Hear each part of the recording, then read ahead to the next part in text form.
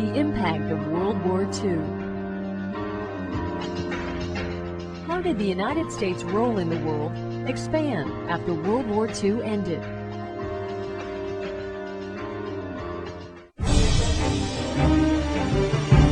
When World War II ended in 1945, the Allied nations celebrated. But for the United States, the victory represented more than just the defeat of the Axis powers. The nation was now the world's strongest military power, in possession of a fearsome new atomic weapon. America's role as a world superpower had begun. But a former ally would soon challenge American power. World War II had united leaders of democratic and communist countries to defeat common enemies, Germany, Italy, and Japan. In the waning days of the war, Allied leaders met in Yalta, a Black Sea resort town in the Soviet Union. There, the Big Three, United States President Franklin Delano Roosevelt, British Prime Minister Winston Churchill, and Soviet leader Joseph Stalin made plans for the post-war world. They agreed to divide Germany and its capital, Berlin, into 4 sectors to be administered by the 3 major allies and France. They also helped lay the groundwork for what was to become the United Nations. But despite these agreements, there was growing friction between Stalin and the other Allied leaders. They disagreed about what to do with Poland and several Eastern European countries that were occupied by the Soviets. Stalin wanted to create a bloc of Soviet-friendly communist nations. The other Allies wanted to establish democracies.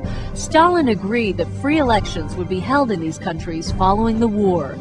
But this was a promise he would later break.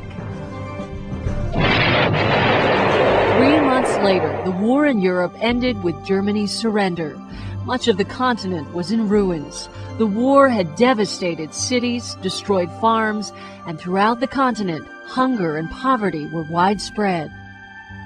The United States decided to aid European recovery, believing this would prevent the spread of communism to those countries devastated by war.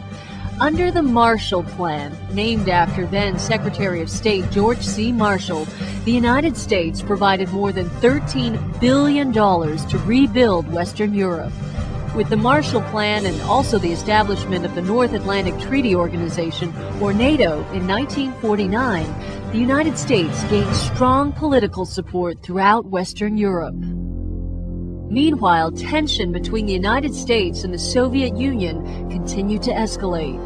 The Soviets refused to allow the Eastern European nations under their control to participate in the Marshall Plan. At the heart of the conflict were Soviet opposition to capitalism and political liberty, and American opposition to communist totalitarianism. The European countries under Soviet control became known as the Iron Curtain, and the stage was set for a prolonged conflict known as the Cold War. The Cold War pitted the world's 2 superpowers, the United States and the Soviet Union, in a long and difficult contest for global power and influence.